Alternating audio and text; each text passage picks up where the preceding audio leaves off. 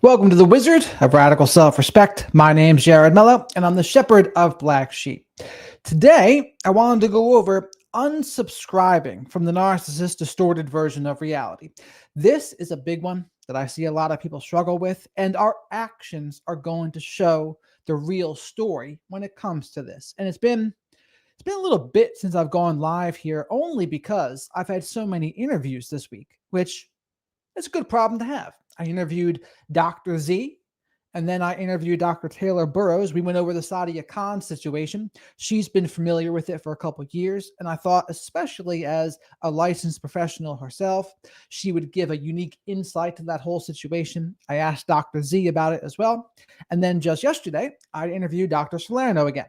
All three of those are up, and we got some more interesting things coming up here as well. Some interesting conversations that I'm going to have with Dr. Salerno and others. I think you'll be very excited about that, but that's coming up in the future here. I might interview my friend Gina this coming week. She is a cancer survivor, and she also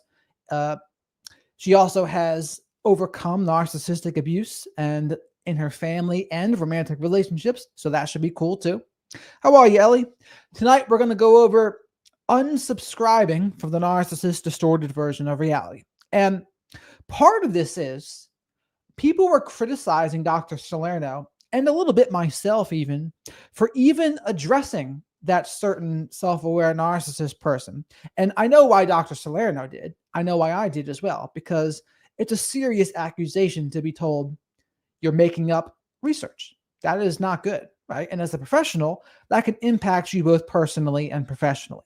But when you're unsubscribed from a narcissist distorted version of reality, you don't care. It doesn't matter what they would think or what they would feel about that. You live by your code. You don't need to live by anyone else's code except for yourself. And you do what is best for you, regardless of what they think, regardless of what they feel, and regardless of whether they get supply from it or not. To be even concerned about that at all is playing the narcissist game. And when we unsubscribe from their distorted version of reality, we just do what is best for us, and we see it through our code. It doesn't matter what they do. It doesn't matter what they're going to feel about things. And I think that's the missing puzzle piece that a lot of people get caught up on. They'll say, oh no, you better do it this way or you're going to give them supply. And it's the same thing when people tell me after they break up with a narcissist, oh, I really want to show off to them. I want them to see how good I'm doing. And to which I would say, the very same part of you that wants to show them how good you're doing is the very same part of you that is still in a trauma bond and a little bit subscribed to their distorted version of reality. When you're completely unsubscribed, you are in an area of indifference. And indifference looks a certain way. And both love and hate is not indifference.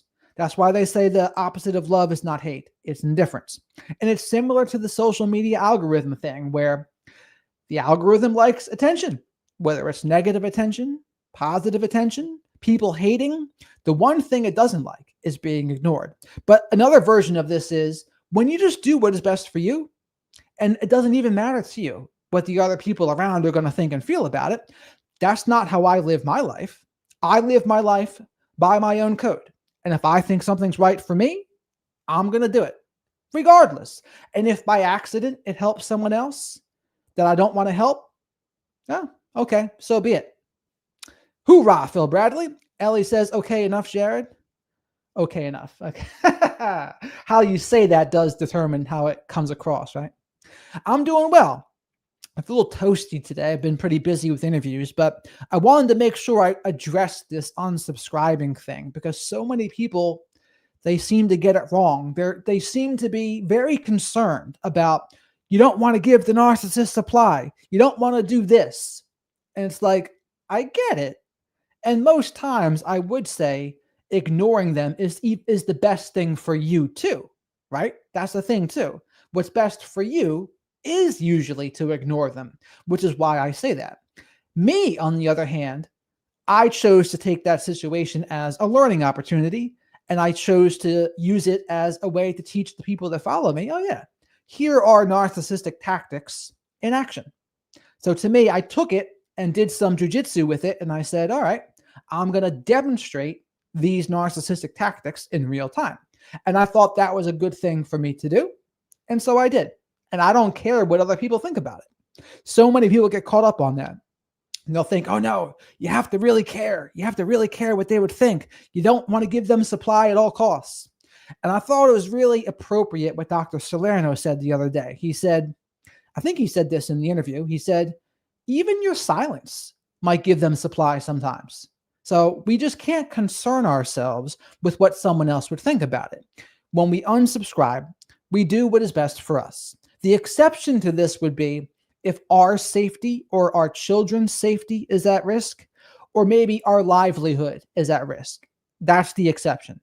And in those cases, you got to do what you got to do because you don't want to lose your livelihood. You don't want to lose your job. That's what I would say to that part. And like I said before, the other aspect of this is so many people want to show off to a narcissist, or they want to make them jealous, or they'll stalk the narcissist page. And yes, people who are in a trauma bond, they do that too. It's not just the narcissist that does that. People in the trauma bond do that as well. And usually what happens is nothing good. Like, what's the best case? The best case is you see them with no one new and they're not showing off a new supply to you. But either way, caring about what they're doing or wanting to show off, it's from the same not so good core. That core of caring what they think. Because even wanting to show off is caring what they think. And this is a difficult concept for some people to understand, but when you unsubscribe completely, you don't care at all anymore. And granted, this is easier said than done, especially when you've had a history with someone. Of course, it's a little bit human to care a little bit. I'm just telling you what I strive for. What I strive for is to completely unsubscribe and to not care at all. And for the very most part, I'm able to do that. In the situations that have been very personal to me in my own personal life, yes, they will be the most difficult, but I still do it. The romantic relationships I've had with narcissistic people, I don't check their page ever. I don't look at them. I don't try to show off to them. I don't stalk their page and hope whatever I would hope. No, I treat it with indifference because indifference is the way. Indifference is when you're unsubscribed and now you're not playing their game. But to worry about what they think or feel, now you're playing their game a little bit. And even though you might not be with them, you are still slightly being controlled by them in that case too. That's why unsubscribing is the antidote to not being controlled either. Elisa, how are you? Welcome back. And how are you today, Phil? But the indifference, that will be the key. But can you think of any other ways that people might care what they think after the trauma bond, right? Maybe they break up. A lot of times they'll want to, and then sometimes people want to show off their new partner too. It's not just the narcissist that will do that. The narcissist definitely does do that. They'll try to show off any kind of new supply that they have, right? They'll say, I'm so happy. I found the one. And they'll act like, when they really want to get under your skin and be antagonistic, they'll talk about the things that they used to complain about to you. And they'll say, maybe they would say, oh, I always like a girl that's like soft and bubbly. And maybe you weren't that. And then they find someone they say is that way. And they'll specifically say that in the post. Oh, I love how soft and bubbly they are. And they know exactly what they're doing. They're trying to get under your skin. And the more jealous you get, the more supply they would get. Because again, any kind of emotions that you feel, that can make them feel powerful. So whether it's jealousy, whether it's hate, whether it's love, it all was able to push you off of your emotional center. And if they can do it from afar, they have no problems doing that. But it's all about power over your emotional state. That's why they like negative reactions as well, because as long as they're in control of it, right? That's a big caveat as well. They like negative emotions when they're in control of it. But if it gets out of their control somehow, and all of a sudden it's starting to make them look bad or gives them a narcissistic injury, well, that's no longer narcissistic supply. That's a different story. Jolly, how are you? Eliza says, well, when you spent a lot of years with one of them, you can't just turn it off. I would agree. That's why I say unsubscribing slowly but surely. It's not going to happen instantly, but how do we unsubscribe? That's a good thing to go over. Well, unless you're co-parenting with one, you block them on everything. And I have a friend going through this situation right now. And it's interesting, right? Because when they're in that trauma bond, they leave these reservations. And what I mean by that is that they'll try to leave avenues open. I blocked their phone number, but then they didn't block them on Facebook and Instagram. And that leaves the door open. It leaves the door open for the narcissist to send them these books. And that was just enough of a crack for that person to try to contact them. Because if the narcissist has lost control, they're not going to respect boundaries in any way. They're going to be absolutely relentless. And that's why the way to slam the door shut is to block them on everything. And unfortunately, a lot of the victims are hesitant to do that at first. They don't want to. They hold on to something. I don't know what it always is. Part of it's the trauma bond. Part of it is not wanting to really let it go and rip off that Band-Aid. Like they're partially there, but not all the way there. And in my experience, all it took was getting likes from the narcissistic person in my life. That was all it took to keep the trauma bond alive. DJ Jane or D Jane. You have to taper off the narc bond. Yeah, I would say so. Like I said, I'm telling people what to strive for. I'm not saying it's all going to be easy. Absolutely not. It's not going to be easy. It's going to be one of the most difficult things you ever do. But that's how you go towards it. Rip off that Band-Aid. But people, they're very hesitant to do it because there's a part of them that's still in the trauma bond. Part of them is still subscribed to their distorted version of reality, and they don't want to do it. But usually what happens is the narcissistic person is relentless enough, and they keep on trying. They keep on trying to go around your boundaries. And even if you broke up with them, they'll say, can we talk? Can we talk? Can we talk? Can we talk? Can we talk? And they're not going to take no for an answer. And that's why the only way to go is to completely block them. There just is no other way when it comes to people like that. Eliza says, I had to block my ex on Chime. He has tried to hack into all of my accounts. That is not surprising, and that happens a lot. When it didn't work, he started to message my friends, my brother's ex-girl. This was just 4 days ago. I am not surprised. I am not surprised one bit. And that's what they'll do. I made a video once about what they'll do when they've lost control of you. They will absolutely try to contact your friends and family members. They might try to stop by your workplace. They might try to run into you in public somewhere. They might call you from blocked numbers. They might call you from a friend's phone. They might invent a phone number, because that can happen now too. And they'll try to reach out to you from that invented phone number. There's all sorts of things they'll try to do. Or they'll add you to group text messages, because sometimes in a group text message, all of the numbers, you see the rest of the numbers that you haven't blocked. You can still see the other messages, but you won't see the persons that you blocked.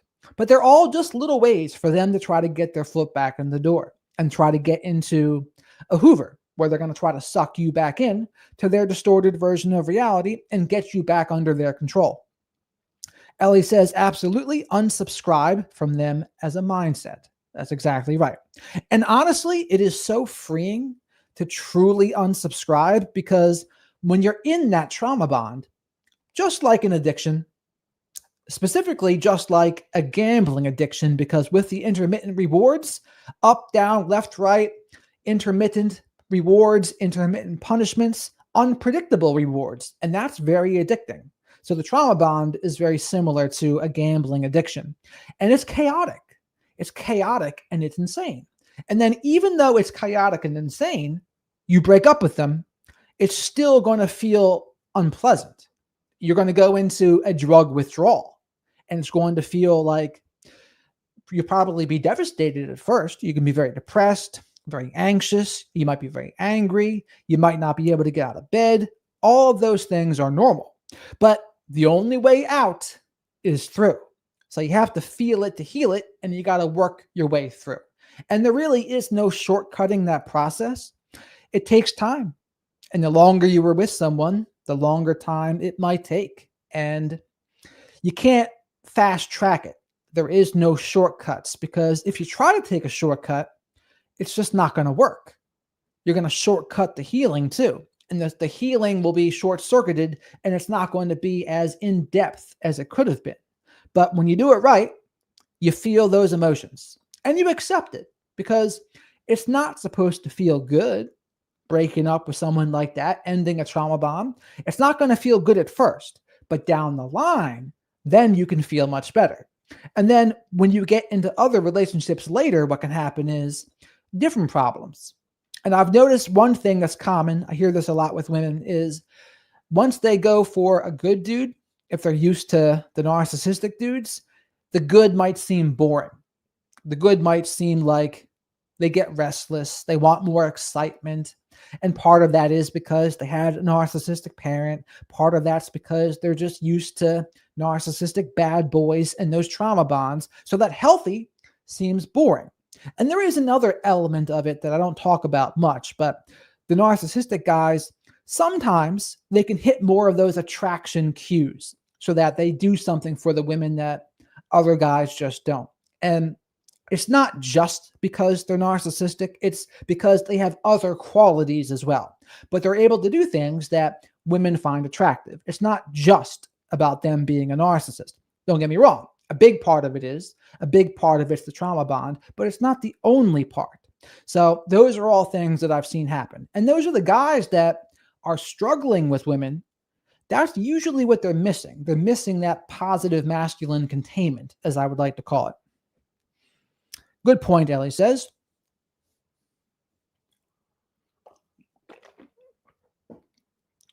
So unsubscribing is not going to be easy. It's going to be just like ending a drug addiction. And the only way out is through.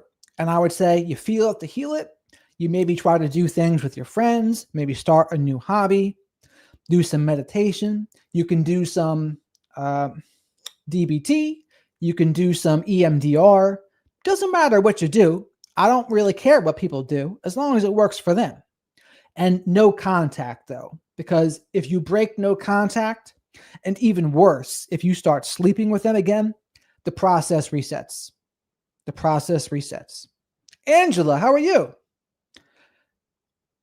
Have you seen my interviews this week, Angela? We've interviewed Dr. Z, Dr. Taylor Burrows, and Dr. Salerno. 3 doctors this week. Can you believe it? And we have some more interesting things coming up as well. Elisa says, I went through 10 years fully believing I had a great life with a good man. Then that 11th year turned into something completely opposite. It took me until year 3 to realize that I had to go. It sounds like you were dealing with a covert narcissist variety, because that's usually what happens with them. People don't see it right away. The grandiose narcissists, you usually will see that unless you have no familiarity with narcissism. But the covert ones, the mask can stay up for a little while. Right? They can be pretty tricky. Or the narcissistic tactics are so covert that you just don't pick up on them. And then in a way, the covert narcissists, they're really tricky, especially the ones that maybe aren't as severe. And that's another interesting part of it too. The less severe ones, it can create a different kind of crazy making, because it's not severe, but then the fact that it's not severe makes you question it more too and say, is it really that bad? Oh, they're only doing this. They're only doing that. But at the end of the day, it is still bad. It is still bad. Oh, you're very welcome, Angela.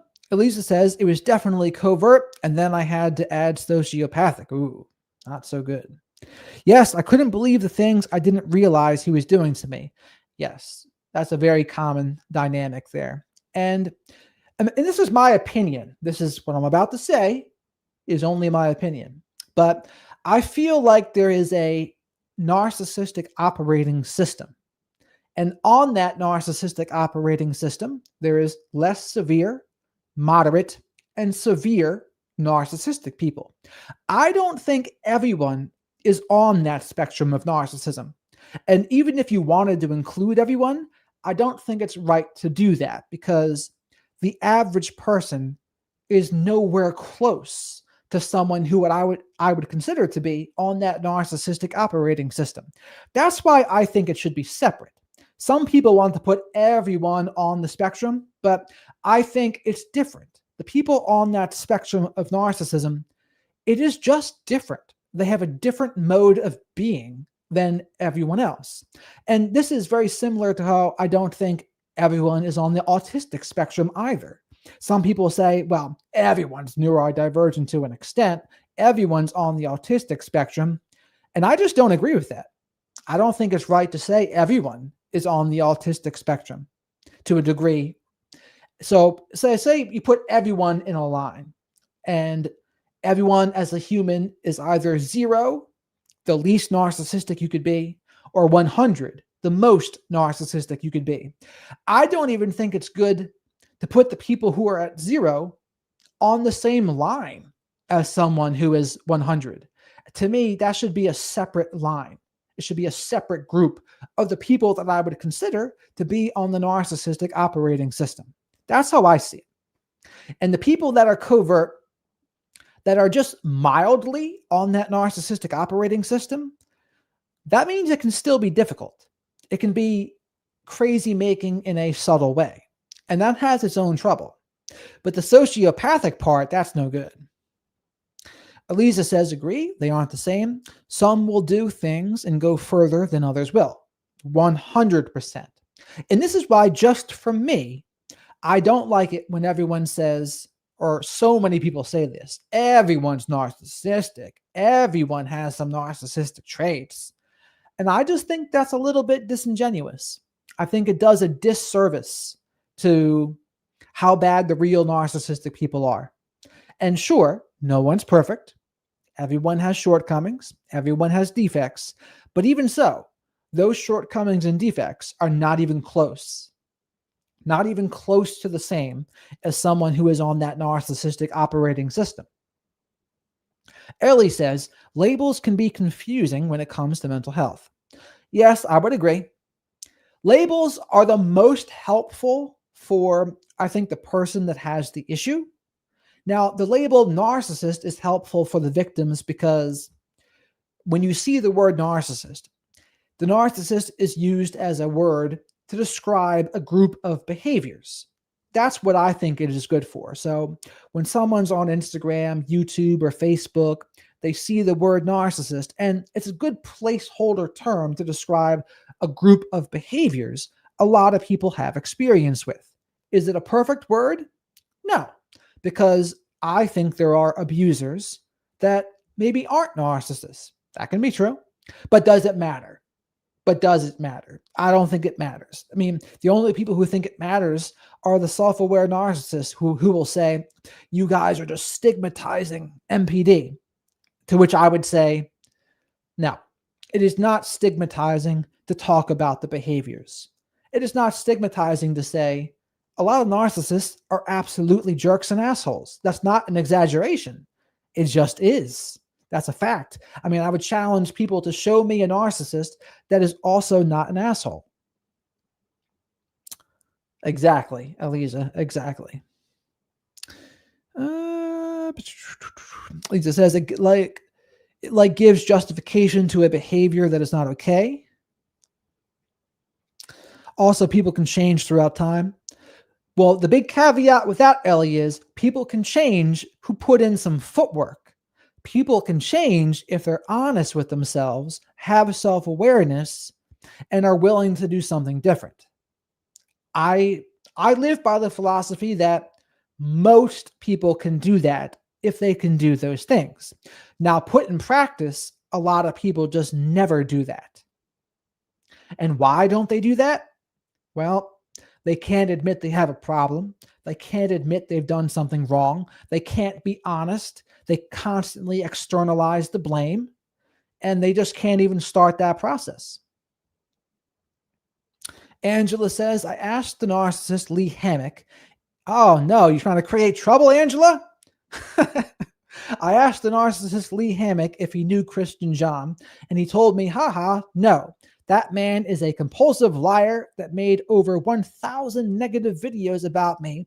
I had him blocked for years. So Christian, I think, would have a different story about that. And perhaps the next time I have him on, maybe we'll have him go into that. But I'll say this. I don't know Christian that well, so I'm not saying Lee is definitely wrong. But I will say this. I mean, Lee's a narcissist, so you have to take that into consideration too. It doesn't mean everything he says is wrong, but it's just pause for concern. We'll put it like that.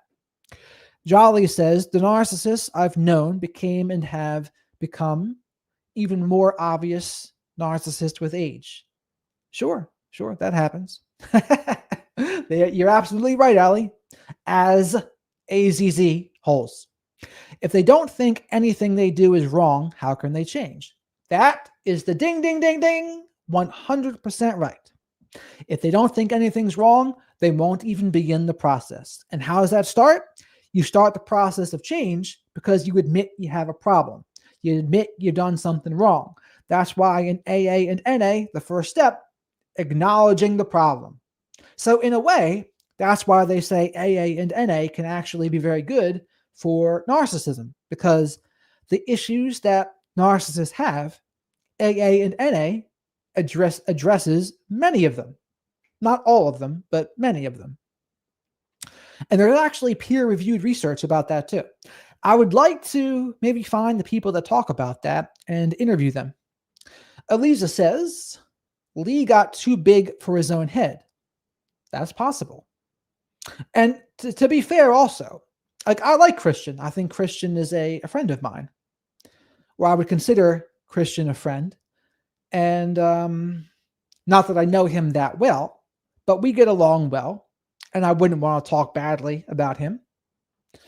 Ellie says, truly, Jared. However, a mild young narc can become an older, meaner, more dangerous narc. Sure, that can happen.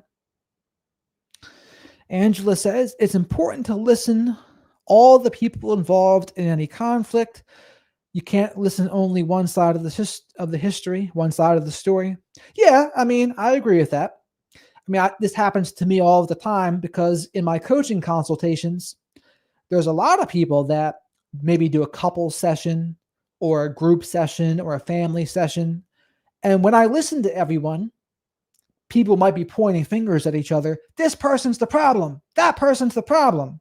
But the wizard, he knows how to unravel it. And it unravels by the questions that I ask. And usually you can start to tell, all right, you begin to see who the issues are. And I agree, Angela, that if you were to talk to both Lee and Christian, the truth would probably come out. I would say that. Angela, I agree. So overall, though, I don't know. The self-aware narcissists, I'm very skeptical of them now. I'm very skeptical of them because so many of them continue to act just like a narcissist. The only person I wouldn't say this about is HG Tudor. I like HG. Him and I get along well. And ironically, what's cool about HG is, I mean, he owns being a narcissist and a psychopath. And he doesn't even try to change. And in a way, like, you can trust him a little bit more. It's similar to the scorpion and the frog. Like, you know he's going to do what they do. And I've never seen him get into any drama. I mean, he rips Meghan Markle and other celebrities for sure, but I don't see him get into petty drama. Flying monkeys do not listen to all sides. Very correct, Ellie. They offensively commit abuse by proxy, and they're absolutely ridiculous. And often they love being antagonistic by proxy as well. I've been experiencing this week. People will say, oh, this person said this about you, Jared. They said this about you. They said that about you. And I was like, oh, they can say what they want.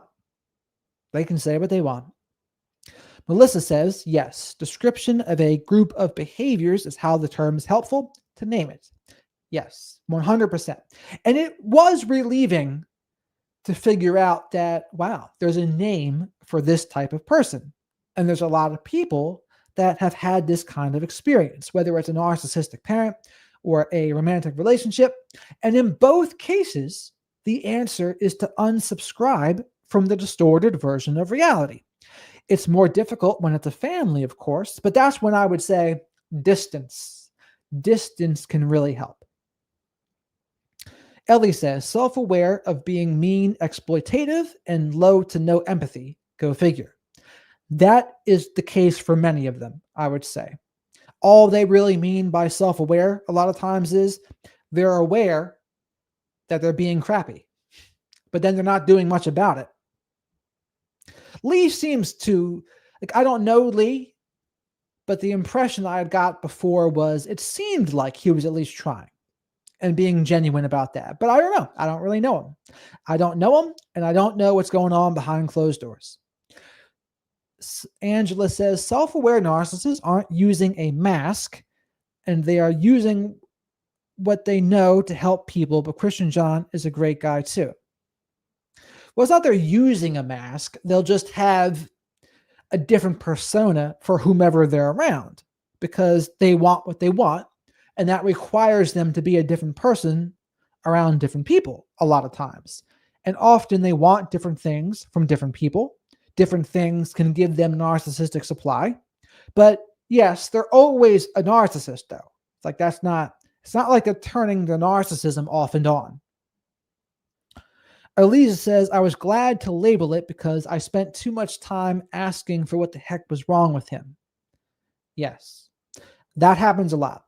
In fact, one of the biggest things that I see is people struggle to accept. They struggle to accept what they're dealing with. Because if someone's not used to narcissism and learning about this, they don't want to believe that someone can be that bad. They don't want to believe that someone can gaslight them. They don't want to believe that someone can get fuel from treating them poorly, that they can enjoy being antagonistic, and they can be a little bit sadistic. And they just truly don't care. They're that exploitative. They have that little empathy, and they just want what they want. The good rule of thumb, as I always say, everything a narcissist does is about power, control, managing their image, narcissistic supply, and avoiding accountability. When you put their behavior through that lens, it will make sense. And so if you know someone and you're not sure whether they're a narcissist or not, well, put their behavior through that lens. Does it now make sense? If it does, that's a problem. But that acceptance part, I talked about this with Dr. Z, and she said it's normal. It means you're a normal person if you struggle to accept it because you don't want to have to accept that. Now, me personally, I'm used to it now. I hear so many stories of it, so it doesn't surprise me anymore. Like, I'm not surprised. I've become a little bit desensitized, if anything. And I just see, oh, yep, narcissist. You got to put them in that narcissist box. And when you put them in the narcissist box, what does that mean? You got to treat them like they're a narcissist. It means you can't jade, justify, argue, defend, or explain. It means you can't expect them to validate your perception of reality. It means you can't expect them to agree with you. It means you can't expect them to admit when they're wrong. It means you can't expect them to be honest. The things that you would expect of a normal person. You can't expect them to collaborate either. They're not going to do that either. They want to create more problems and keep the ongoing ones going. This is hard for people to accept. But usually what happens is after enough pain, after the narcissist has screwed them over enough, then they do. Then they do. But it takes a while. It takes each individual person different amounts of time.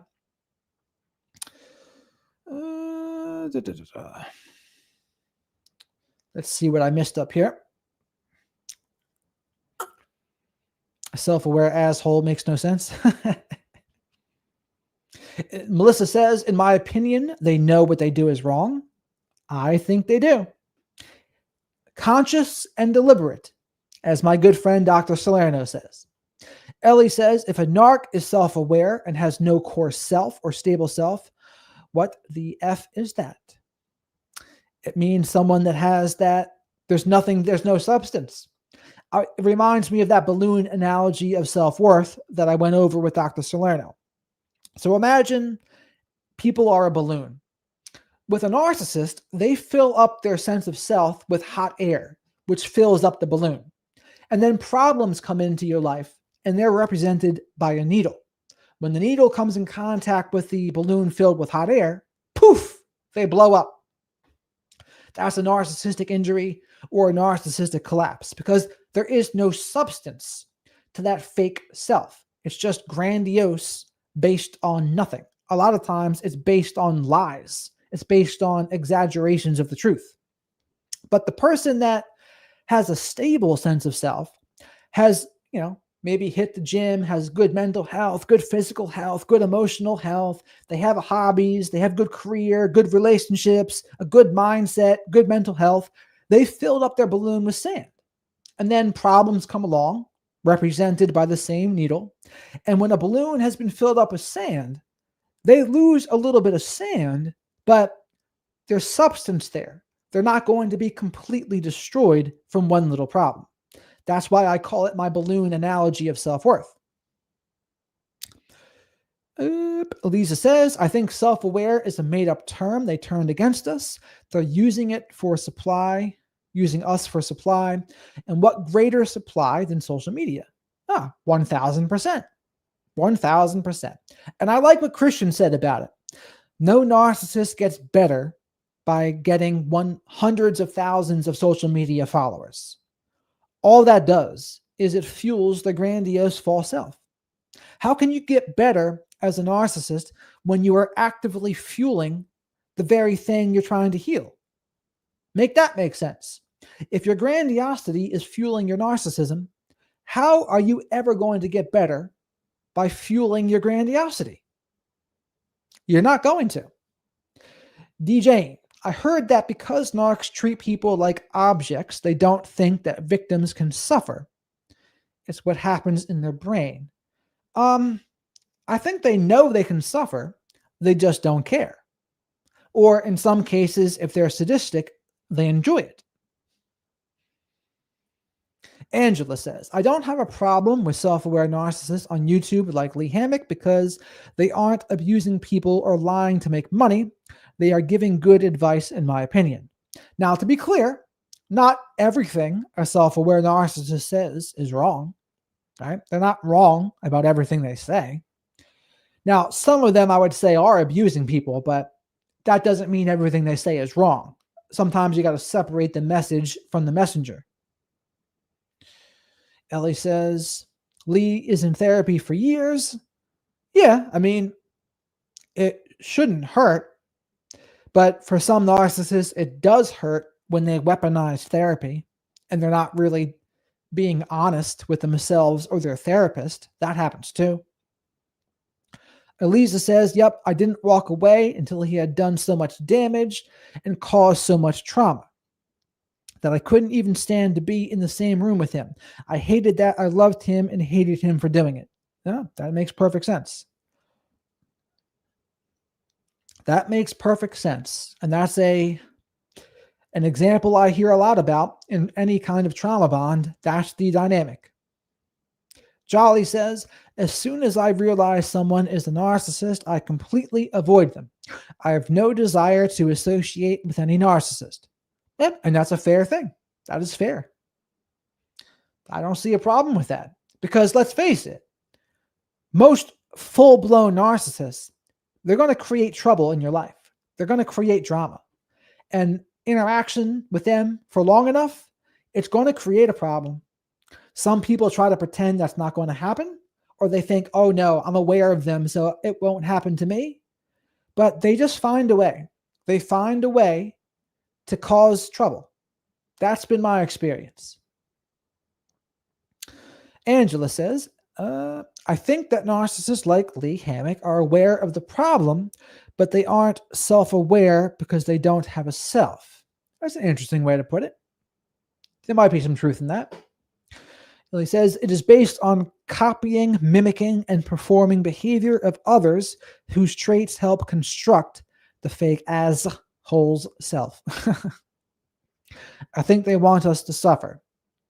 Many would. Many do. Elisa says, but that goes back to the levels. My ex definitely wanted me to suffer, and he seemed to enjoy it. I mean, part of what they enjoy is that powerful feeling of having influence over you and your emotional state. That's like part of that sadism.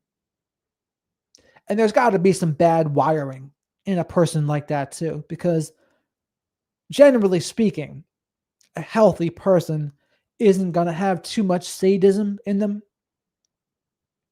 But, and here's another example of it though. The people that laugh when someone falls, for example, that's a minor sadistic thing. Now, it's not like most people, I think, would say, all right, as long as I didn't get hurt, maybe. But there are some people, even if you get hurt, they'll still find it funny. That is sadistic. I agree. I think it just depends on how far they think they can go. Bear, how are you? Welcome to the chat. Definitely bad wiring. Yeah, I mean, that's what the brain scans would say. Less gray matter in the areas of the brain responsible for empathy. So that does something. It's not going to be good for you. That's for sure.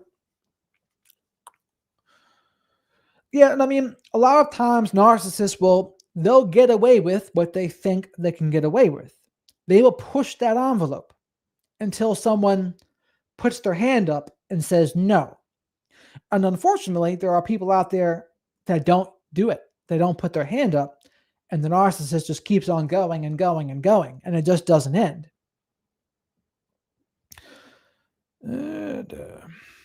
Lisa says, no, the look my ex had on his face when he would do something, it was just the most evil smirk. Eyes like ice. The doll's eyes, they say. Yes. I know much about those eyes, the dead eyes, I call them. Yes, completely. Hey, Bear. Yeah, the dead eyes, there's no emotion in them. Like their smile doesn't touch their eyes. And sometimes the rest of the face can light up even, but not the eyes. And they're even trickier. There's other versions of narcissists that have the sparkle in their eyes, but that's a little different. It can be like a crazy sparkle, but not like a sparkle of warmth, if that makes sense. How are things going, Bear?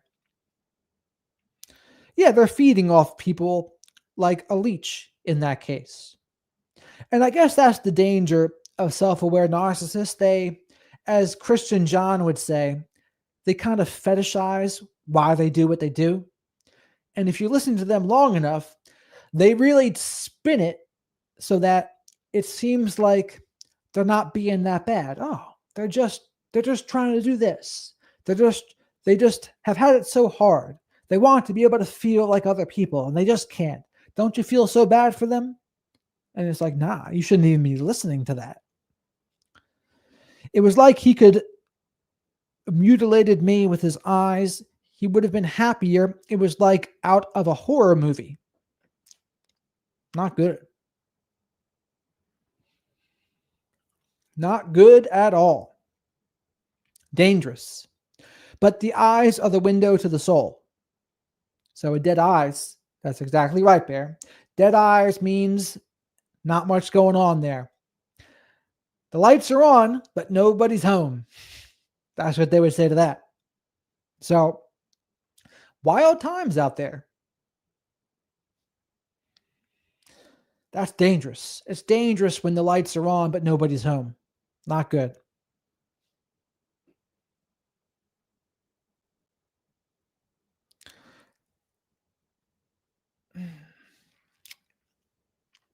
So what else have you guys been doing this week? You got any other questions here as well? You can't have any close relationship with any narcissist, but we need to learn how to recognize them in the society, and any information is useful. Yeah, I mean, if you listen to me long enough, or others like me, you should be able to see it. The first thing you'll notice is the battle-like energy when you're talking to them. So it'll be antagonistic, condescending, belittling, combative, hostile. That's the first sign. Like in just an online conversation, it'd be very antagonistic very fast. Exactly right. Lights are on, but nobody's home. Similar to how they said in the Blues Brothers, you don't have to go home, but you can't stay here. But unsubscribing, that's actually probably one of the most important things to do. Of all of the things that I talk about, yes, it's very important to learn all about the narcissist and their behaviors, but learning about what we need to do to empower ourselves, education about narcissism is a part of it, but unsubscribing, that's one of the biggest parts because that's how you break the trauma bond. What's new? I have a beautiful black kitten I named Bear. How about that, Jolly? Elisa said, my ex did not do those things. He was very quiet, laid back, soft-spoken. He didn't have a lot to say ever. Yeah, sometimes those quiet folks, you got to watch out for them. And just because someone's quiet doesn't mean they're not a narcissist. And there's even another trickier part. Someone can be extroverted and outgoing and still be a covert narcissist, because what covert narcissist means is their narcissistic tactics, how their narcissism displays itself is going to be covert. So it's not, you can be outgoing, but you can still be a covert narcissist. I don't think people think of it that way. But a grandiose narcissist, that's when it's in your face. They can be outgoing and their narcissism displays itself in an in-your-face way.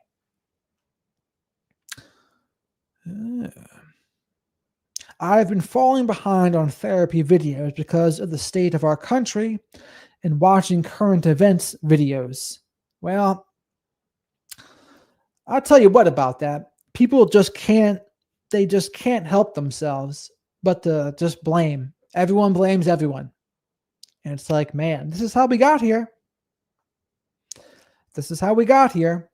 There's just so much gaslighting and blame shifting. Because I'm in the middle.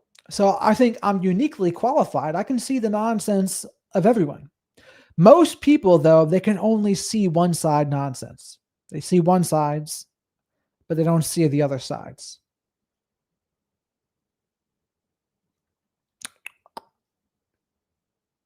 Just a common black kitten. Not just, Jolly, not just a black kitten. A lovely kitten. But it's a lot. I mean, sometimes current events and politics comes to us. And I think we're seeing that a little bit right now. I'm very grateful to my audience here because people can actually tolerate me talking a little bit about it. On Instagram, people can't tolerate a word. So I can't even say anything, because if I were to talk long enough about politics, I would make everyone angry, probably, because I don't agree with one side right down the line. Like I can be both. So, and when you're both, it's just a matter of time before you'll piss people off. Freebird, Leonard Skinner. Hello, everyone. Narcissism should be recognized in the judicial system and also taught about in the school system. It could save a lot of unnecessary hurt and torture. I would agree. There's other countries right now that are doing that. I think Australia is one of them. Maybe some countries in Europe. They're trying to make punishable by law coercive control and narcissistic abuse. And I'm not against that. It's just a matter of how they would prove it, I think. That's going to be the most difficult part. How do you prove it? Dr. Salerno said one way you could prove it is if you could measure before the relationship someone's trauma and health, and then after it, and then you see all of these adverse health effects from the relationship. That could be a way. But again, you're going to have to prove it was that person as opposed to something else, which is tough. That's why I think it's a good thing to do. It probably makes people feel good to pass that kind of legislation, but I think it's going to be tough to enforce it, I think. Angela says, you said that your mother was overprotective, but I think that you are confused and she was over-controlling. There is no such thing as a loving, overprotective parent. What do you mean by loving, overprotective? I mean, you can be overprotective, I think, and loving. Like, I guess you could say what you're saying is overprotective is not real love. But I think what happens is people's defects come up when they really care about something. So that's when their defects can come up. Elisa says the judicial and school system are rooted in compliance and control. Yes. It's like that John Lennon quote when a kindergarten teacher said to him, say what you want to be when you grow up. And he said, happy. And the teacher said to him, you don't understand the assignment. And kindergarten John Lennon said, you don't understand life, to the kindergarten teacher. No, if not, Freebird, Love Bears, Hey Jolly. Document and establish a pattern in the best I've heard for proof is the best I've heard for proof. Doesn't work in family court, unfortunately. That's what I would say, Melissa. Document and establish a pattern. If anything would work, that would. As far as I know, in America, there's nothing like that yet. It's other countries right now, but not America.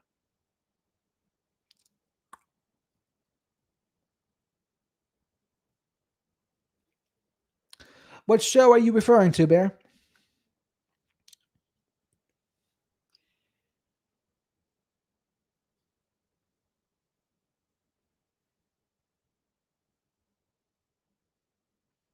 Oh.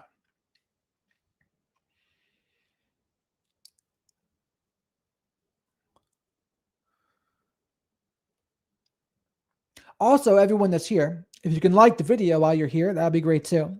And if you have any other interview requests of people, that would be wonderful as well, because most people do say yes as long as they reply. Angela says Charlie Kirk's death was sad, but he was part of a big problem. As a Christian, I didn't agree with him, but prayers for him and his family. Yeah, I mean, like Charlie Kirk shouldn't have been killed. He said some antagonistic things sometimes, but that shouldn't be a death sentence per se. But there's certainly people that are violent all around, right? There's also right-wing violence, there's left-wing violence, but all you hear is the hot potato. Oh, no, it's all the left, it's all the right. Trying to document and get proof of that behavior is easier said than done. A lot of people won't ever even recognize what they see and hear. Correct. To me, that's going to be the most difficult part, Eliza, proving it. Watch the bear with his human on YouTube, though. With his human. Yogi Bear? Trying to get the proof you need, like videos, is not going to be easy. Correct. And you also have to know if you're in a right to record state. Some states are a right to record, others are not. If you like psychology, I think you would all love it. It deep dives into people. What would they all love, Bear? Let's see. I missed the comment.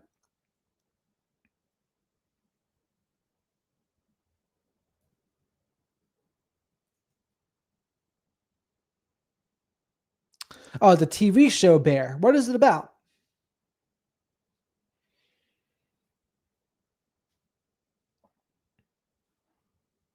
Bear. Who's in it? I think I've heard of it, and I think I've heard good things about it too, for that matter.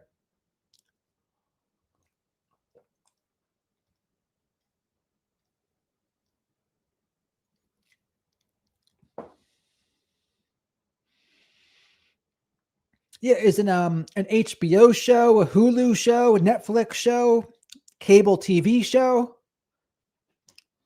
Well, let's see here.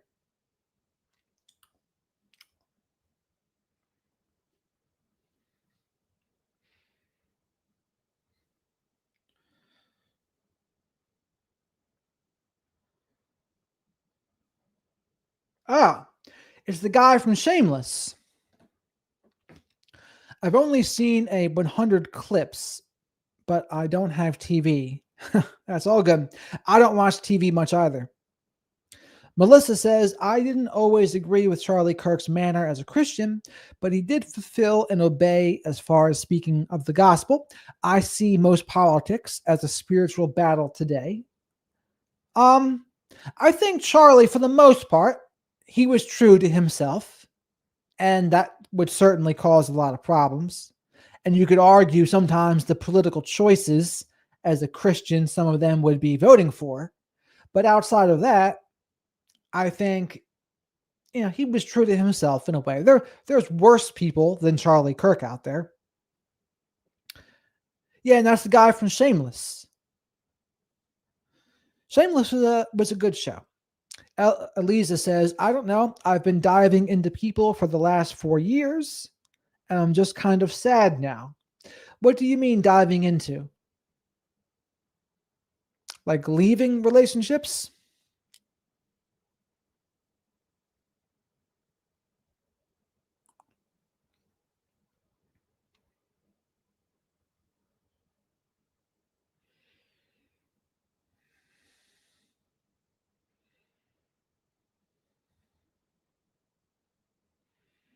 What is that? Pavikin? Pavikin? I can't even pronounce it. Learning how people behave. I mean, it's a fascinating topic of study, I would say. That's kind of what I do. I'm a behavior analyst. That's what I do. Yeah, he was. And I would say that. And when he was true to himself, the people on the left, that's like one of their things, right? Depending on what you are, they're going to frame it as something awful. So he talks about gun violence or gang violence. The left frames it as you must be racist or fill in the blank with whatever they said. But is it completely true? Now, there's real racists. I don't necessarily think he was, but you could say they were twisting what he was saying into that. So it's tricky. It's hard to fight against. The main character hates his drug addict brother who left him a dying restaurant. Is that the guy from Shameless? My ex had me so mentally out of there, I became obsessed with human behavior and why people behave the ways they do. And I would say run with that, own it, because there's probably a reason why you are obsessed with that now. And there's something for you to learn. And that's why you're here. This channel is pretty good at behavior analysis, by the way. Angela says, I don't think Charlie Kirk represented Christians at all. He was representing the government and money. Opinions were very bad.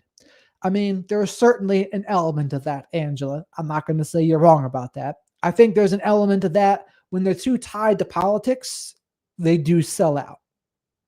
And I would say 90% of politicians, for that matter, have sold out. There's only a couple that I think haven't truly sold out. Thomas Massey, Bernie Sanders. Bernie Sanders' problem is he doesn't have a backbone. But I don't think he's sold out. Now, even Thomas Massey, he's voted for things that I wouldn't vote for. He stood against them, but then he caved. So they all cave eventually. I understand that Ellie is hysterical. Yep, they took his words out of context often. Well, I hear a lot about the Charlie Kirk thing with the empathy quote I've been hearing thrown around. Oh, I feel like empathy is a new age term that is dangerous. The rest of the quote, I think, is he prefers sympathy. And that would be interesting to determine, like, truly the difference between empathy and sympathy in practice.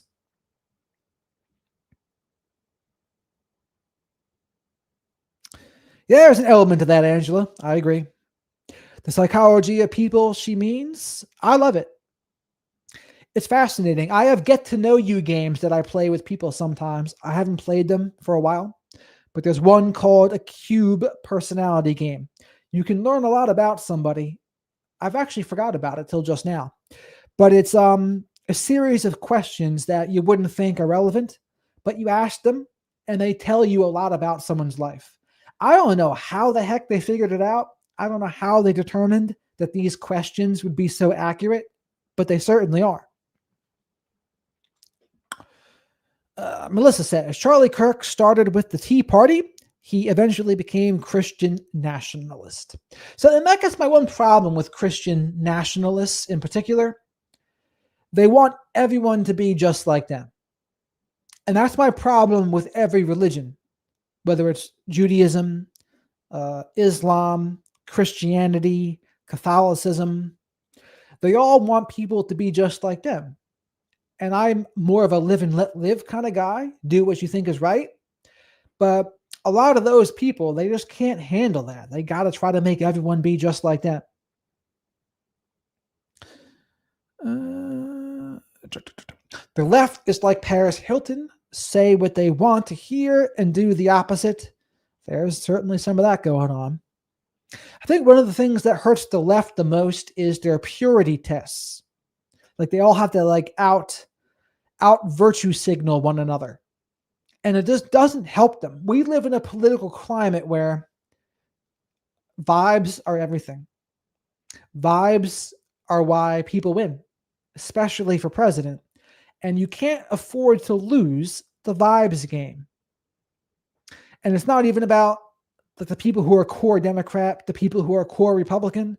They're doing what they're doing no matter what. But there's a group of people in the middle. They're voting more on vibes. And they're the kingmakers, so to speak. They're the ones that determine the election. You have to get them. And sometimes the left, with their virtue signaling, I think they lose the middle. They lose the middle, and then they lose elections. And even this last one, like if Joe Biden stepped down sooner, all right, at least now the voters have a choice of who they can pick. And I doubt they pick Kamala Harris.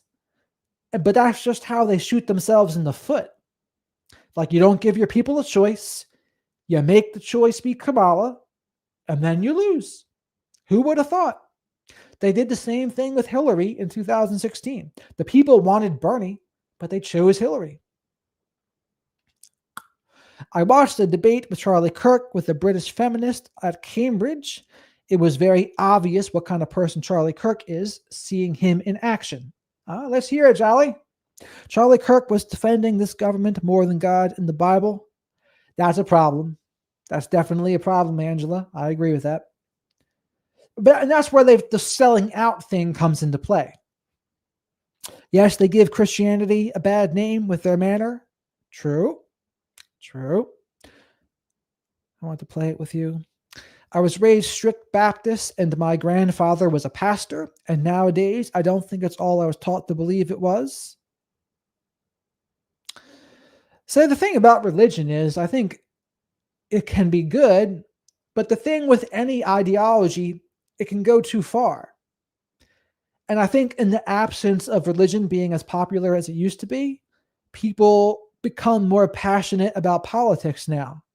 And I don't necessarily think that's a good thing. Like some people will be obsessed with climate science, or some people will be obsessed with veganism. Some people will be obsessed with hating the libs. Fill in the blank, right? There's always something. Melissa says, I'm a Christian. I do believe Jesus is the only way. That does not mean I try to tell everyone to be like me. Then I can get behind that. It's one thing for you to believe that. It would be another to be more of a Jehovah's Witness and try to get everyone else to live that way too. And I think what NA and AA says is very appropriate. They say this is a program of attraction rather than promotion. So if you live a good life as a Christian, that is attracting people. Oh, it looks like you have inner peace. Oh, it looks like I want what you have. How did you do it? Oh, this is what I do. That's to me so much better.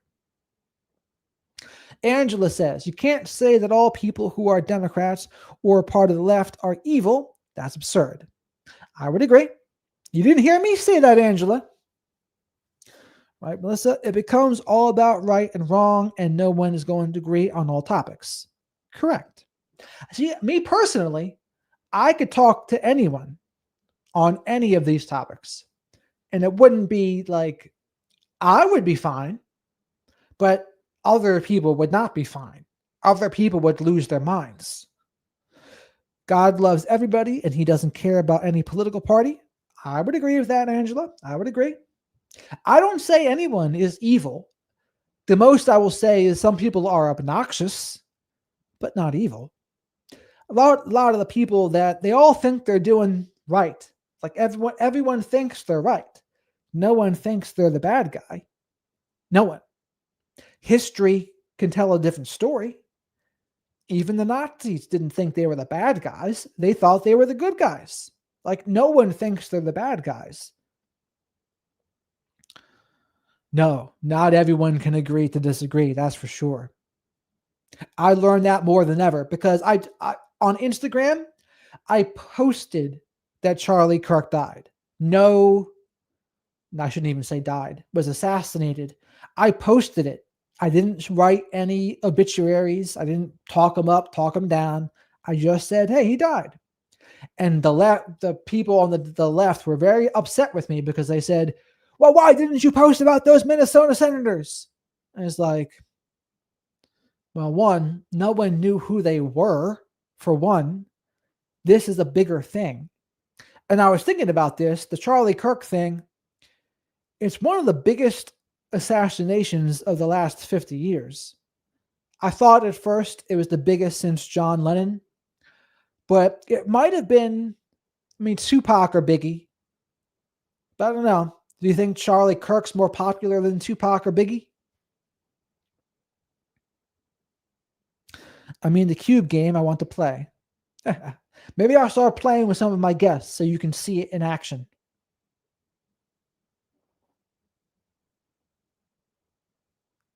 And yeah, if I talk to my friend Gina this week, I'll play with her. Because I don't think I've ever done that with her. Elizabeth Yates said, you can't say that all Democrats are evil or lunatics. Politicians who create division are evil. And there's certainly no shortage of that, Angela. There are a lot of conservative politicians. That's their job. And what the conservative politicians will do is they'll point to the left and say, see, look how bad they are. Aren't they crazy about this? And what they do is they recruit people to their side. I'd never even heard of Charlie Kirk until the day he was shot. Interesting. Are you from America or somewhere else? Angela, political parties will definitely not matter in eternity. I didn't vote last election. I didn't vote either because I live in New Jersey and New Jersey is not a swing state. New Jersey is not a swing state. If I lived in Pennsylvania, I would have had to. And I probably would have voted third party though, because I just didn't want to do either one. Now, there is lots of hate. Because there's so many narcissistic tactics in politics. It's just obnoxious. No one can help themselves. I was watching Piers Morgan, and there was this woman, they're talking about Charlie Kirk's death. And the first thing she does, just starts blaming the left. It's the left's violent rhetoric. It's like, dude, really? That's all this was? It's like there's not many true leaders anymore.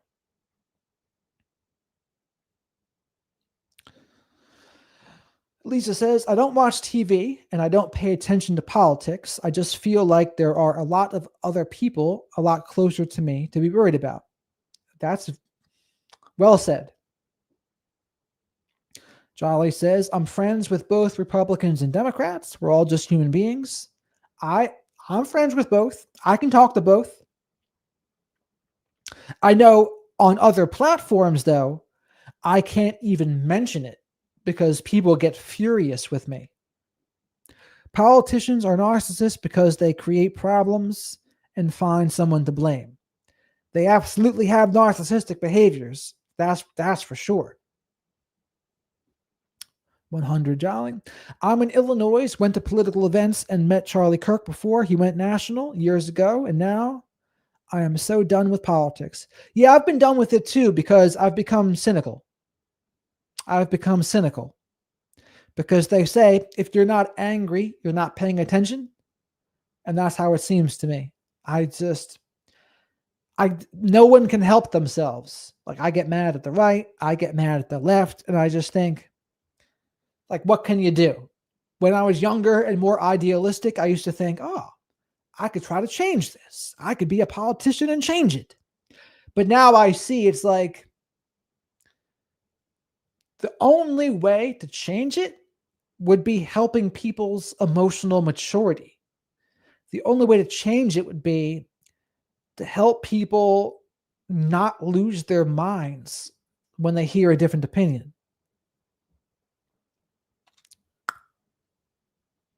For all that's worth, the concept of God makes him a narcissist. Makes who a narcissist? Charlie Kirk?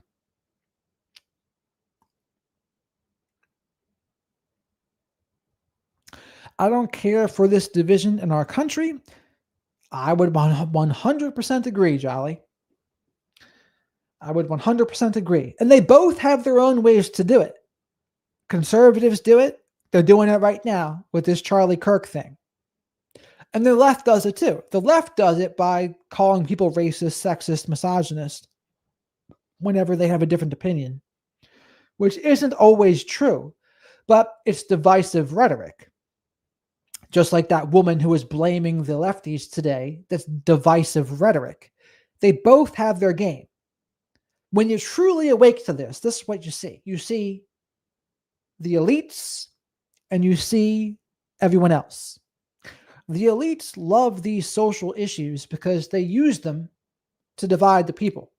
What do I mean social issues? I mean abortion, I mean guns, I mean LGBTQ, fill in the blank with whatever social issues you can think of. Immigration, even to a lesser extent. They're all just used to divide the people. Because our economy right now is dependent in America on immigration. No one tells you that part. So all these little things they're doing, like deporting people that are freaking landscapers, I'm not really for that. I'm not for that because what are they doing wrong? They're just working. The people that you would really want to deport, like the killers, they're not easy to be found. Like it's difficult to actually get them. So they're doing the low-hanging fruit, which is ridiculous. God, yes, Jolly, exactly right. God, the way we are taught to believe and about how we are supposed to behave as God-fearing people is narcissistic. Oh, concept of God. Okay, yeah. Jared, that is so correct. Right on the money. Emotional maturity. They do lose their minds. No discourse. Correct. It's frustrating for me to see because people just take things to the black and white extreme instantly. And you can't do anything with them when they do that. There's that. And then there's tribalism. All politicians are equally incompetent. I would agree. It is interesting to see that New York mayor, though. He's a rare case of a new person that he at least seems genuine. Kat, what's shaking? You are late, but you're here. A grand entrance, they'll say. Jared, yes, exactly. Social issues. They are all elites. Sometimes they have a lover's spat between them. Otherwise, they are on the same side. Correct. And that's what I would say to everyone. So I would say to them, hey, black, white, Hispanic, Asian, if you're middle class and lower, you have way more in common with one another than you do the elites that are black, white, Asian, or Hispanic. Doesn't matter. They're completely in a different ball game. So you look the average black person, middle income or lower. They have more in common with a middle income or lower white person than they do Oprah, than they do LeBron James. Now, that used to not be true. Like when they were younger, before they were famous, yes, LeBron James would have more in common with the average black person, but not anymore. Now it's completely different. Now LeBron James has more in common with Bill Gates than he does the average black person. But this is just the way they trick people. And so many people fall for it. So many people fall for it. It makes me mad to see. Angela says, according to Charlie Kirk's opinions, his killer had the constitutional right to have a gun. And look what happened. Charlie didn't have good opinions lately. I mean, he was shot at a very specific time in his speech. He's talking about gun violence and gangs. And I don't think that was a coincidence. And he had said there are a certain amount of gun deaths that are appropriate or necessary. And then for him, he unfortunately for himself had to follow through on that. Of course, it wasn't his choice to follow through, but it is what it is. Bear says, emotional maturity. Yeah, I'll never forget seeing a professional Anderson Copper call Trump an orange blob when he won the election years ago. Anderson Cooper. Krista, how are you? Welcome to the chat. It's an old trick. Give the masses bread and circuses. 1000%. That's what sports are. That's what entertainment is. Movies, music. It is all bread and circuses. So they got like masculine bread and circuses, feminine, romantic comedies. They're all distractions. Because let's face it though, too. Imagine if there wasn't distractions. Imagine if there wasn't. We would be tearing each other apart. Holy mackerel. I mean, thank goodness. Because in a way, social media contributes to people tearing each other apart. But also in a way, I think it protects people too. And then hear me out. If there was no internet, people would be doing these things in person. Look back to 1972 or 1968. I think it was 72 though. There was hundreds of bombings and bomb threats. Could you imagine if that happened today? We would kill each other. So I think in a way, social media is an outlet for people's frustration. And yeah, absolutely divisive. But for the most part, it usually doesn't get violent between the people because they have this outlet. They fight online, but they're not fighting in person. Now, granted, there is still violence too, of course. There's school shootings. There's assassinations, obviously. But I kind of think it's similar to how kids now, not as many kids do drugs and alcohol in high school or college. It's still there. It's never going to go away completely. But in my age group, there was no social media. There was really no internet for the most part. So people went out and about and were bored and got themselves in more trouble.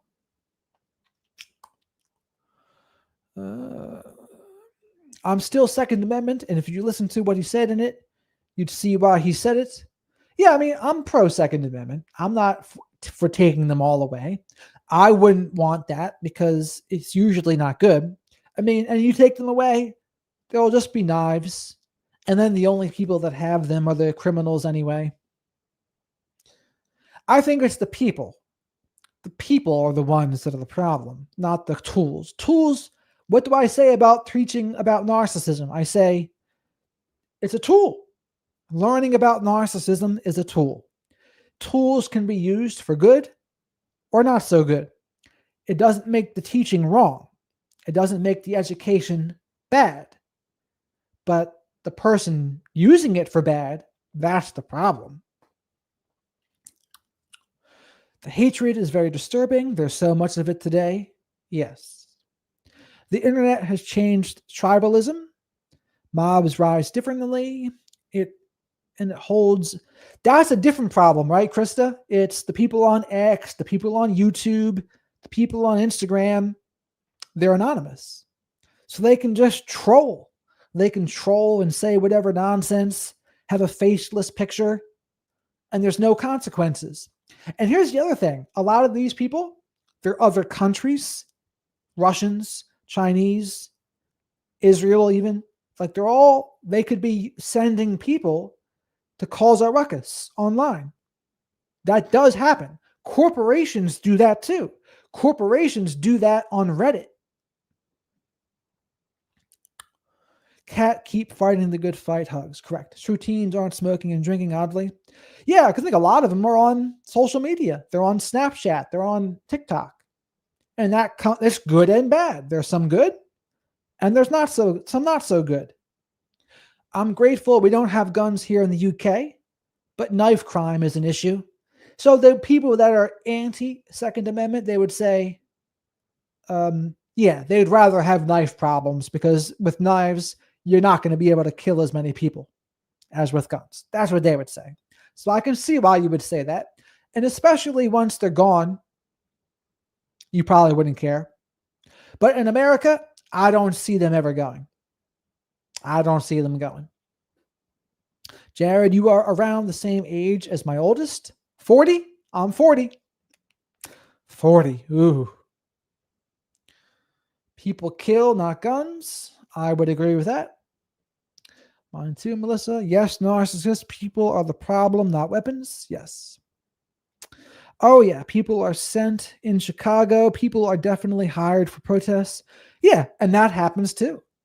It happens in protests. There's psyops. There's false flags. There's all sorts of stuff. And all it takes is to read about the FBI, the CIA. Look into what they've done. Look into what they know they have done. And it's insane. Yes, my daughter is a year older than Jared. 41. Politics are puppets, and they're getting the people to fight each other, whether that fed up with our government. Well, they always want to make sure that people don't unite via class. That's their thing. Cluster B personalities are rising and pinging off of each other, feeding versions of reality. Yes. She will be 40 this November. Ah, the big 4-0. Is she married and have kids? Facebook is the CIA. I would not be nothing would be surprising. I mean, they're probably spying on us all. FBI, CIA. I mean, would you be surprised? There was shooting at a primary school in the 90s in the UK. Tons of children died, and a teacher.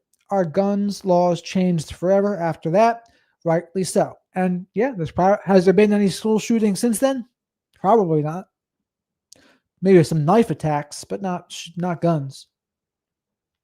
I am glad I am not the only elder here. LOL. I'm East Tennessee, but live in Illinois. Have to claim Southern. Tennessee is a up-and-coming place. Nashville.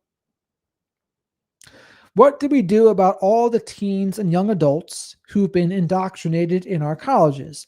What do we do about all the unhappy 19 to 26-year-olds without a purpose and direction? Well, that's a tough question. That's a tough question.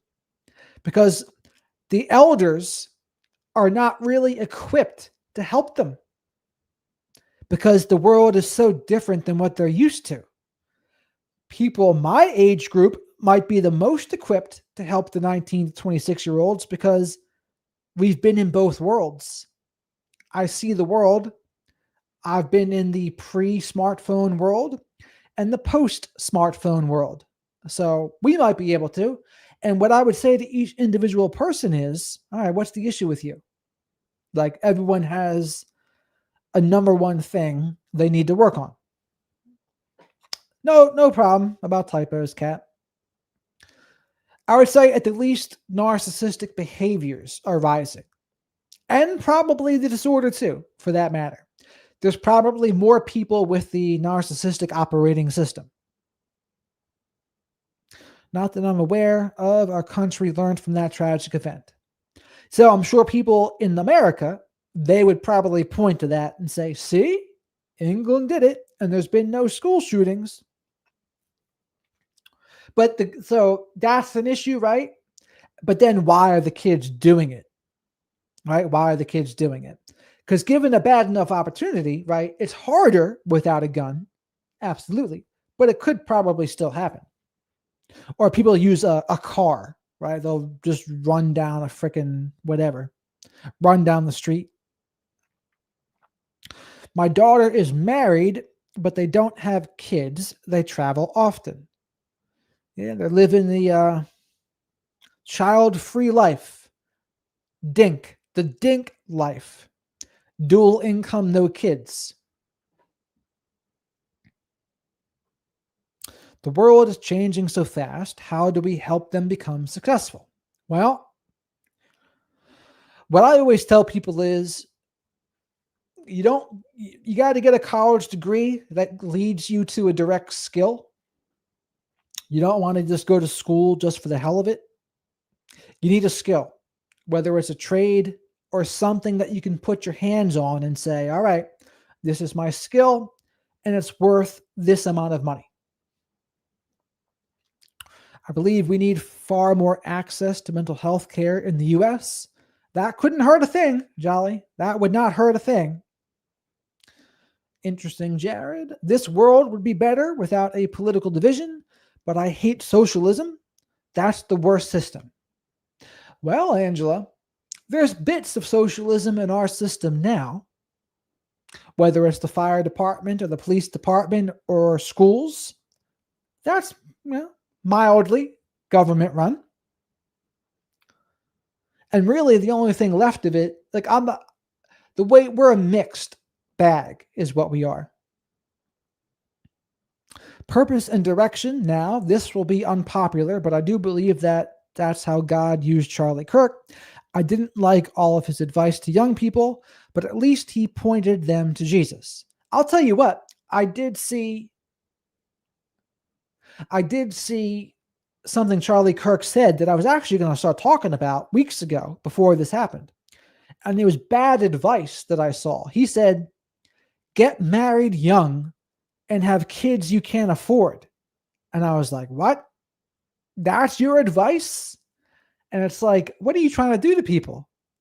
Put them in financial hardship that causes more stress and nonsense? I couldn't get behind that. Is that socialism or a commonwealth?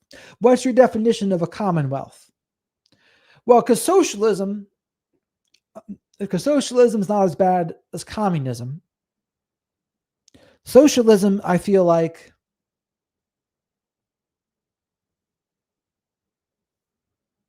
was run by a group, not necessarily authoritarian. Interesting perception. I hadn't thought of it that way. Charlie Kirk was one of many influences who are extremists, and that's not good. Any extreme is not good.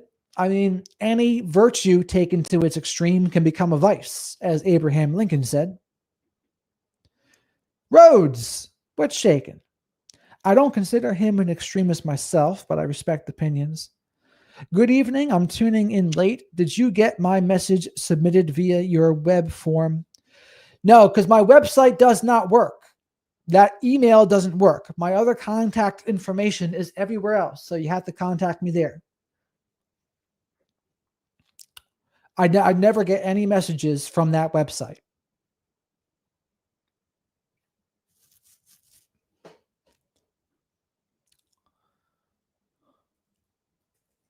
I only have that website just to simply have a website to seem more legit, but it's I have to cost more money to actually make sure it's running properly.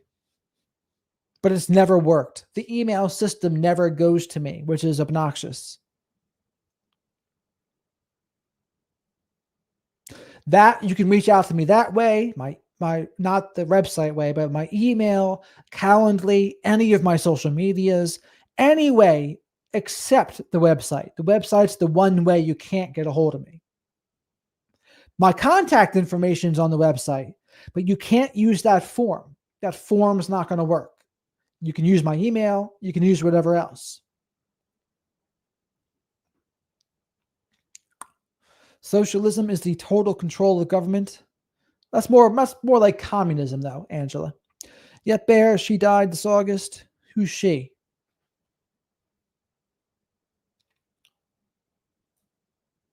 Oh, my mother died. Sorry to hear that. Ripped the mask off. I suspect she was a narc. She left a note stating I was hate-filled and greedy.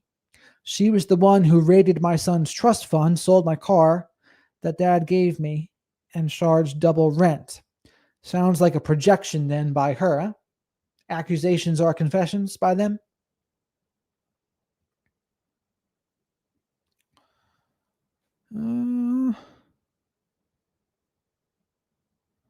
Charlie Kirk, I'm more than the mother I never had. Yes, that's the hardest part about having a narcissistic mother. Charlie Kirk ended up pushing his donors' political agendas. Yet, unfortunately, they all do because we have legalized bribery because of Citizens United. And money is free speech, and corporations are people. Those Supreme Court cases have done a lot of damage. What were you hoping to talk about this evening? Is there a focus? There was 90 minutes ago. We're talking about unsubscribing from the narcissist distorted version of reality. But usually what I do on these lives is I talk about the topic for 30 to 45 minutes. And then we talk after that and see what else is up. Talk about current events. We can talk about just whatever. That ripped us harsh. Sounds hellish. Mr. Malasar, exactly. Oscillating between anger and oblivion. Thanks, Ellie.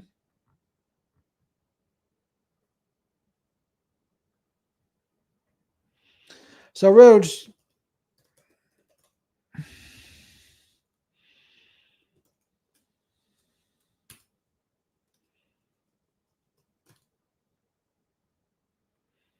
that's the email to go to, mellowmentoring@gmail.com. I would agree with that, Angela. I don't think they're truly represented by anyone.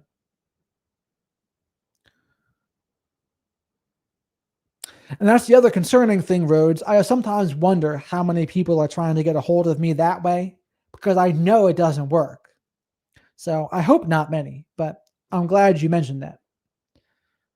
That's all good, Melissa. I think what if you wrote a book about it? You've got the vocabulary for it. Plus, it will be therapeutic. You talking to them about their mother passing?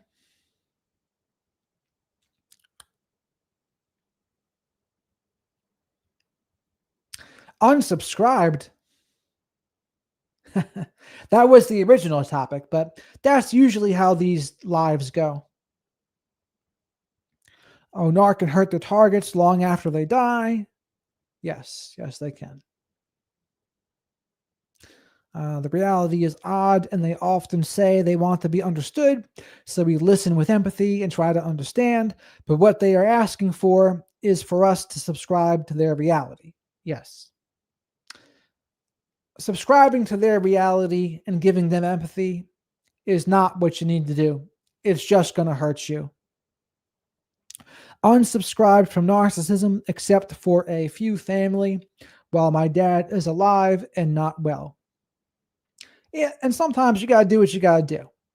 Right? It's not always going to be possible to do a full no contact. Sometimes you got to have some low contact or least amount of contact necessary. Yeah. And that I have to do that in some of my life too.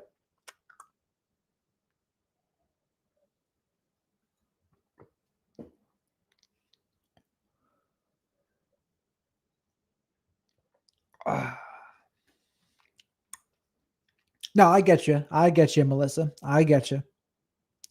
Bear with the Hearts. I might check out that show, Bear. The show, Bear. I don't know if it's just because I don't see much about it anymore, but people don't talk much about TV these days. Like they've talked about Game of Thrones back in the day, and then they talked about Rings of Power or House of the Dragon, but not really too much since. I mean, Stranger Things, right? There's been Stranger Things in that video game show. I forget. Thank you for this live and for reading Lee Hammock's version of the history. I did. It's fine. People, it's good for people to have the story. I'm all for the information. I'm for the information. And the viewers can decide for themselves. Let the mask off. Thank you. Severance was good. I've heard of that, Krista. I've heard of that, but I haven't seen it. But again, I just haven't watched much TV lately because I've been doing the content stuff. The content stuff, like, it doesn't feel like I'm working sometimes, but like what I do with all of the social media stuff that I do and the interviews and the videos, it takes a lot of mental energy. It takes a lot of mental energy for me just to do what I'm doing. And so then when I'm done with it, it's hard. And then there's answering of the comments and the questions. It's just a never-ending thing.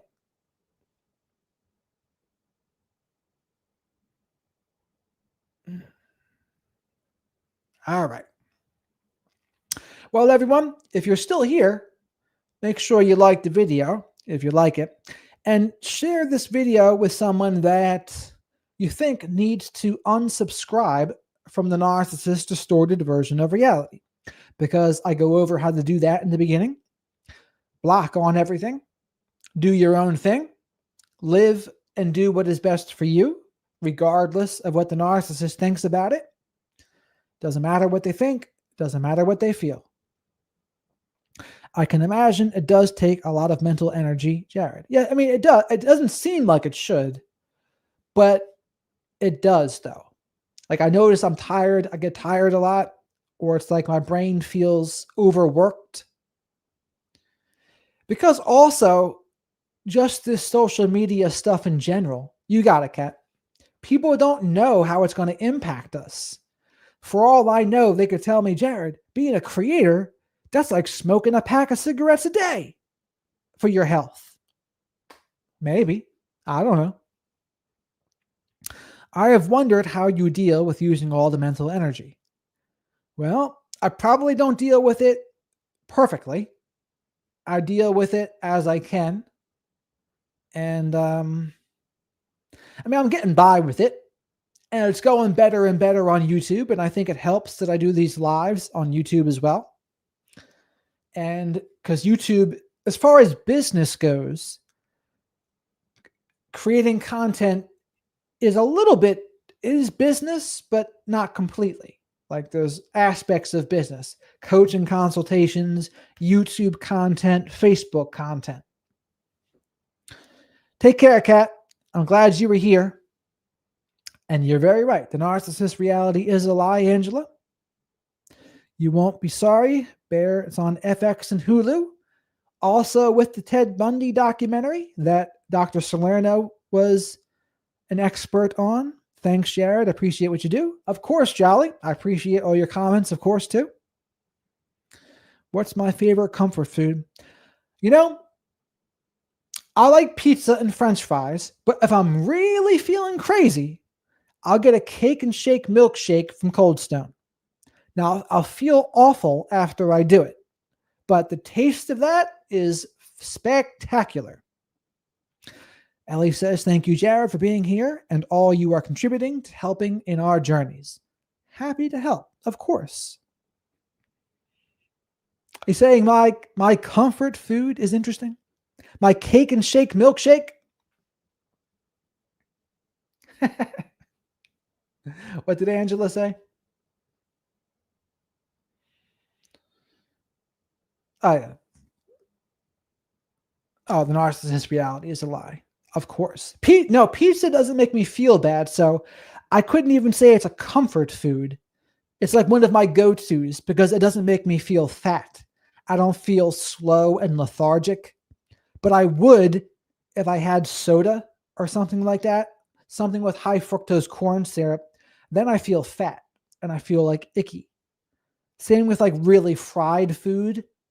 I like real foods. And pizza, it's almost fried, but not quite. I just don't feel bad from pizza. Yep. So Kat, Angela, Ellie, Krista, Jolly, Ellie, DJ Jane, Jolly, Bear, No George, Melissa, Rip the Mask Off, Rhodes, Krista. Got to give George another demerit. He'll listen to this and he'll comment it. I'll say, George, get a demerit for not being in the comment section. Good. Christians support gun control in the U.S. Probably not likely they will, but I hear what you're saying. Cold Stone, Ellie, is where you get a cake and shake. There by you too. There by you. But all right. Over and out, everybody. Thanks for joining the chat, joining the talk. Had a good time talking about current events too. Over and out.